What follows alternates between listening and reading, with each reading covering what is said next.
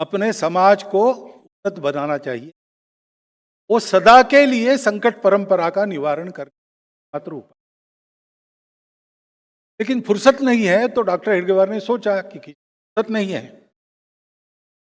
मैं इसके प्रयोग करता हूं। ये बात उन्होंने त्रैलोक्यनाथ चक्रवर्ती जी को बहुत पहले 11 से 14 वो मेरे शायद उस समय बताई थी।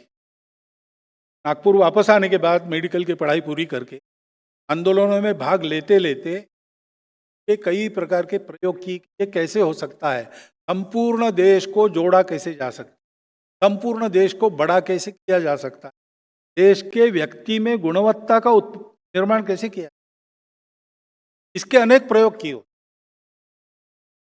भारत सेवाश्रम संघ के काम को देखा था,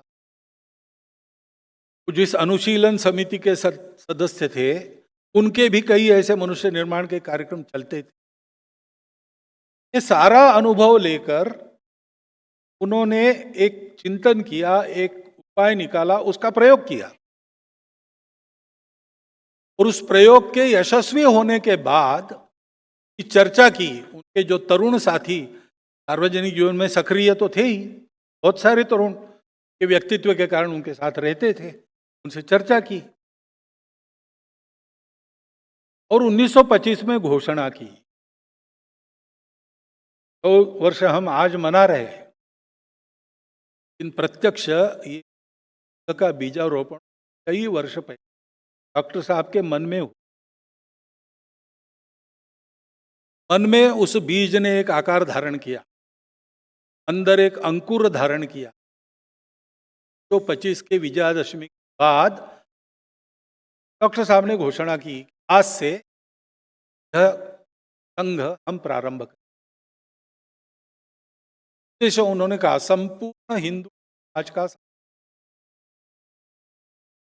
अब यहां प्रश्न खड़ा होता है, बाकी लोगों को क्यों छोड़ा? पहली तो बात है कि जिनको हम हिंदू समाज कहते हैं आजकल,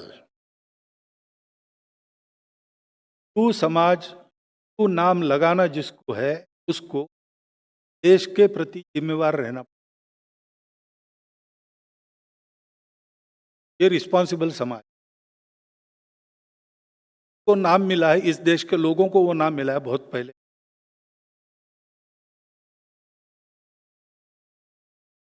महावीर प्रसाद जी द्विवेदी है, लिखा है कि जरतुष्ट के काल में बाहर के लोगों ने हमको ये नाम दिया, हमको तो जरूर नहीं थी अलग नाम की। हमने अपना धर्मशास्त्र लिखा, मानव धर्मशास्त्र, यही उसका नाम है।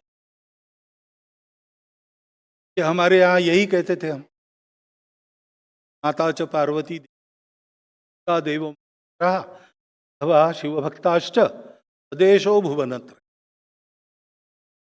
अयम निज परो वेति गणनाम लघुचेताम उद्धार चरिता नाम तू वसुधैव कुटुंब। हम मनुष्यों में अंतर नहीं करते थे, सारे मानव। विचार तो हमारा ऐसा था कि व्यक्ति, मानवता, सृष्टि, ये सब परमात्मा के कारण एक दूसरे संबंधित है।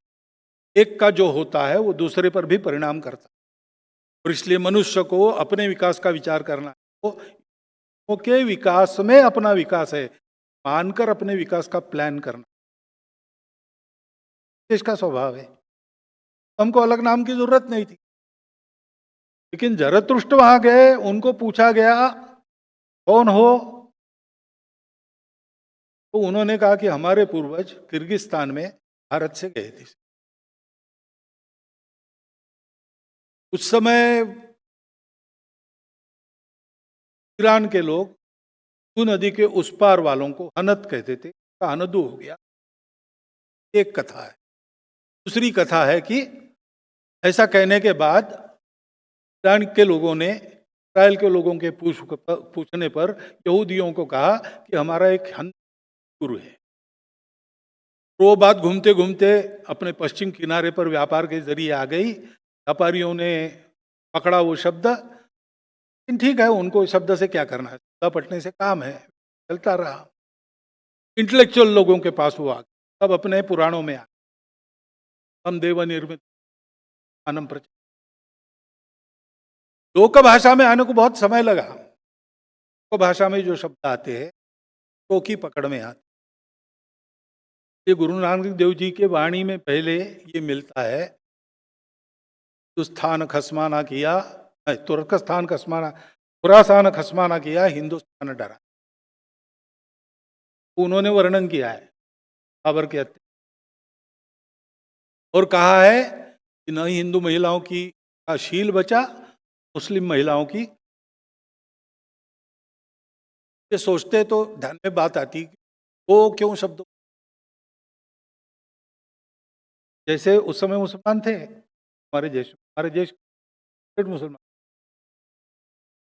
लेकिन दूसरी तरफ मुसलमान क्यों कहा होगा, तो स्वाभाविक है, अल्लाह को मानते हैं, कुरान को मानते हैं, पैगंबर साहब को मानते हैं, वही होते हैं। तो तू कहने से कोई मान्यता नहीं है। एक ईश्वर को मानने वाला हिंदू नहीं है। ईश्वर के अनेक रूप है, 33 करोड़ है, ऐसा